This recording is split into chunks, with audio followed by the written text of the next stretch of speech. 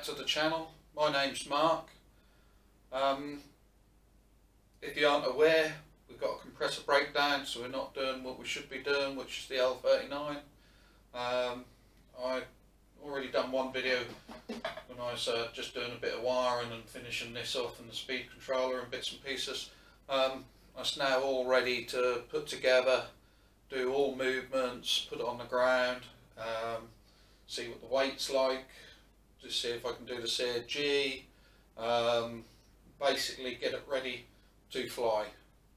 So I thought that's a little bit of something to watch. So yeah, I'll crack on and put these wings on, get it all set up, and I'll leave the camera running and see what you think. Alright.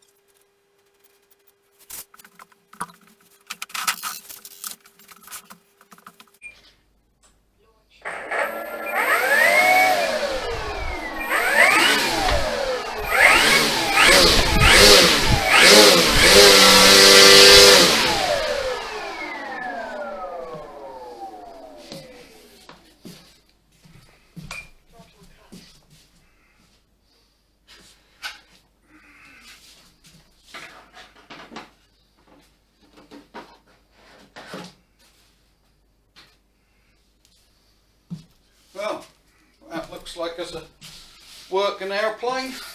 Don't know what you think. Let's have a look. Everyone's the right direction. Elevator.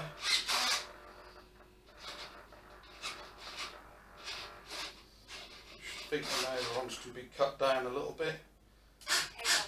Flaps. A little bit more on that. So look, flaps.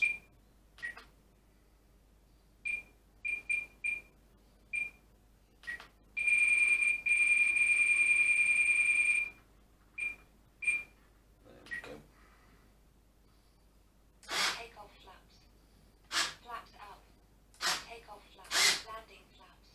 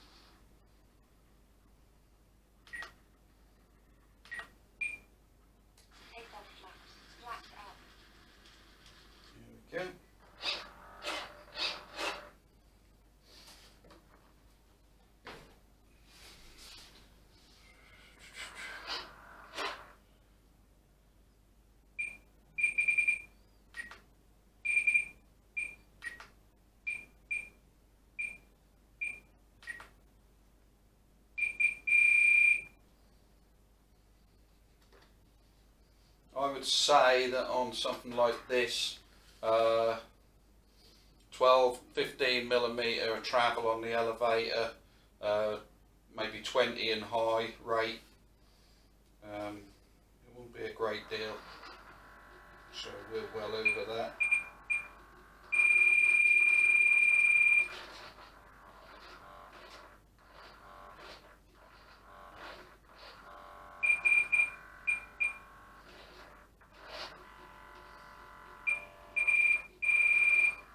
Wouldn't need a lot of down elevator, just enough for when we're flying upside down.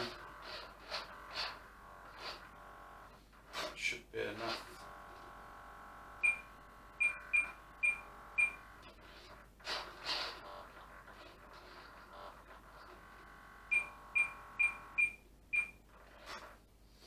If you get too touchy on the elevator, you know, a warbird, that'll be the end of it. You'll never control it.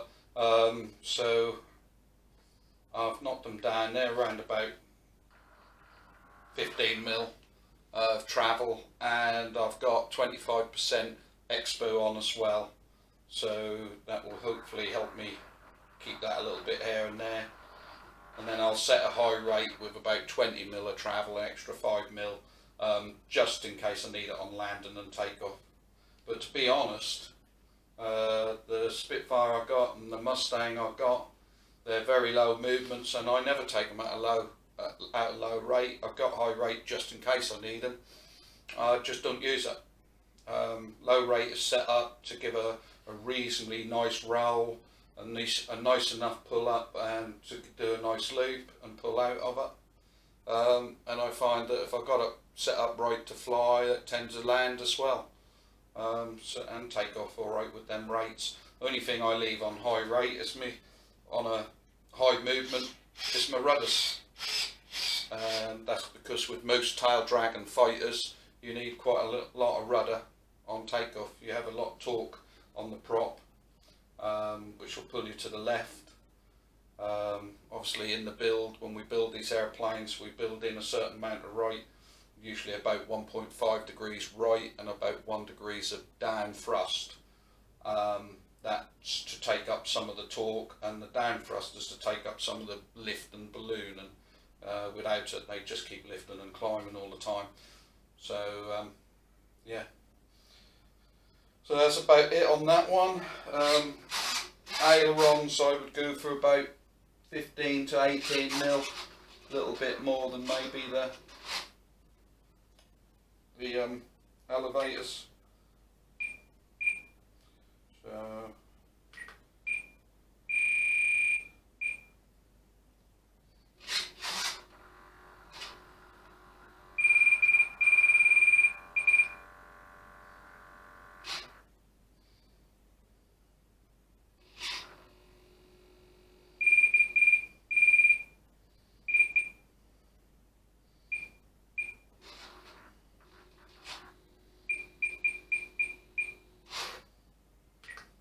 I've got a manual somewhere. If not, I can find it online for this as a Seagull kit. So I will set them up by the manual or measure them by the manual eventually. I've got them basically where I want them as far as I was concerned. If I had to make a decision today, that's where I'd have them. These are the Seagull horns he's put on here. I changed these to my own horns because these are huge. But yeah. Yeah, in general, Takeoff flaps. Landing flaps. that now seems to be ready to fly. Retracts are all perfect, engines runs, flaps are good, Flaps up. wings are a pain to get on, they're ever so tight. I don't know if you saw in the video, yeah, they're a bit tight. I might have to just run a little bit of sandpaper over the tube, but I wouldn't do it unless I have to. Hang on. Launch mode. Load smooth. Seems to have plenty of power anyway.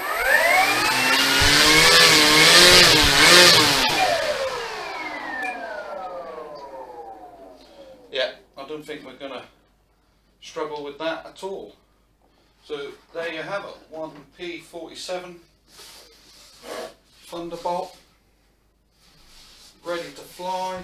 I don't know if you noticed in the speeded up video that I've done CG. I've done it the right way up and I've done it upside down. I like to do them upside down, that's the best one. And the CG on this airplane is 4 inches from the leading edge at the root, which means where it joins the fuselage. So, and that was perfect. And another easy way of seeing how well the CG is because all these fighters, if the CG is set right, should sit on the nose. And that does. So you can guarantee it isn't far out if it'll sit on its nose. If it won't sit on its nose, don't fly it, because you won't have an airplane by the end of the day. So, you know, the CG is vital on any of these World War II fighters. Spitfire, Mustangs, 109s, Focke-Wulfs, Thunderbolts, you name them, anything that's a bit of a tail dragger, World War II fighter. All the Russian ones, L7, stuff like that, you must get the CG right, and it must be just a touch nose heavy. It's ideal. A lot nose heavy, not ideal, but you'll get your airplane back. But tail heavy, I've seen it so many times when people haven't checked it properly and haven't done the CG right and haven't understood why they needed to have that right. And yeah, the Spitfires, things like this, 109s, Mustangs, you just see them and just yeah, up and down, roller coastering along the sky, and bang, they're gone. Or they slow down a bit, and because it's tail heavy, she'll just tip, wing stall on one wing, spin straight in, gone. Yeah, so important. So like I say, my advice to you is always just start off a little bit nose heavy. You could always take a little bit of weight out of the nose if you need to. You know, if it flies well but it's a pain in the backside on takeoff, trying to keep the nose off the ground, stopping it from tipping over on landing, you could always go a little back the other way, but start off nose heavy if you have to. Alright? If you aren't certain, always make sure it's nose heavy. Yeah. Right. I think Launch mode. Throttle cut. it's cut. I think that's it for today.